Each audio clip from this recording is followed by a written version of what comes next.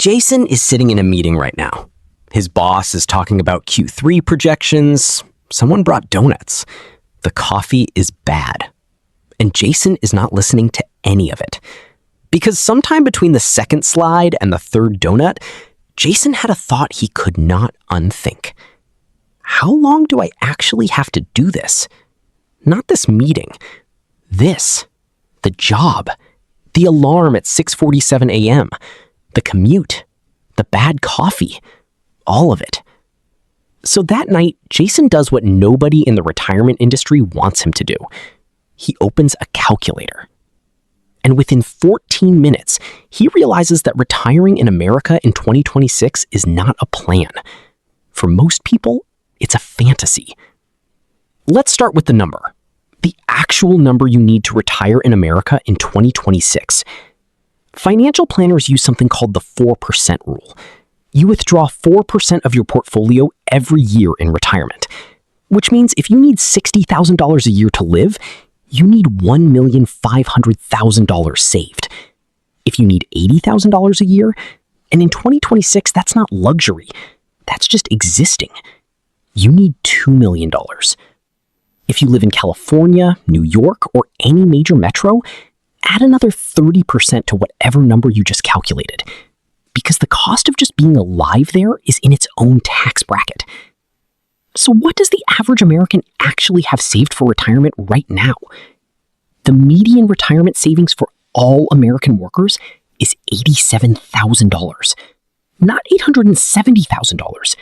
$87,000. You need $1,500,000 minimum. The average person has $87,000. That gap has a name. It's called working until you physically cannot anymore. So let's run the actual math. Who in America can realistically afford to retire in 2026? To retire at 65 with $1.5 million saved, starting from zero at age 35, which is Jason's situation, you need to save and invest $1,300 every single month for 30 years at a 7% return. $1,300 a month. That's $15,600 a year after taxes, on top of rent, food, car, health insurance, and whatever else life decides to throw at you. According to the Federal Reserve, only 54% of American families have any retirement savings at all. Not enough savings, any savings. The other 46% have zero. Of those who do have savings, the median balance across all age groups is $87,000, which at a 4% withdrawal rate generates $3,480 per year. That's $290 a month. The average Social Security check in 2026 is $1,907 a month. Add your $290, that's $2,197 a month to live on in retirement. The average American spends $4,800 a month in retirement. They have $2,197 coming in. That's a $2,603 monthly gap every single month for the rest of their life. Now, here's where it gets genuinely uncomfortable, because 65 is already a fantasy for most Americans. The real retirement age in America is not 65. It's whenever your body gives out. The average American actually retires at 62, not because they planned to, because they got laid off, got sick, or became a caregiver. And if you retire at 62 instead of 65, your Social Security benefit drops permanently by about 25%. Meanwhile, healthcare before Medicare kicks in at 65 costs the average early retiree $833 a month in premiums alone, before a single doctor's visit. So the real retirement math for most Americans looks like this. Retire at 62, get 25% less Social Security, pay $833 a month for health insurance. Watch your $87,000 in savings last approximately 3 years. 3 years. That's the financial runway most Americans have built for a retirement that could last 25 to 30 years. When you actually run the numbers, Americans in 2026 fall into exactly 3 retirement groups, and you need to know which one you're in. Group 1, the actually fine. These are households with $1 million or more saved, Social Security coming, maybe a pension. They represent about 10% of Americans. Group 2, the technically surviving. They have $200,000 to $800,000 saved. Combined with Social Security, they can cover basics, but forget travel, emergencies, or helping their kids. Group 3, the working until they can't. No meaningful savings. Fully dependent on Social Security. Will work past 70 if their body allows. Represents roughly 55% of Americans. More than half of Americans are going to work until they physically cannot anymore. Not because they didn't work hard, because nobody told them the actual math until it was almost too late. Jason is staring at his laptop at midnight, and he's doing the math on which group he's heading toward. And just when you thought the math couldn't get worse, let's talk about Social Security. The Social Security Trustees report projects the trust fund depletes in 2035.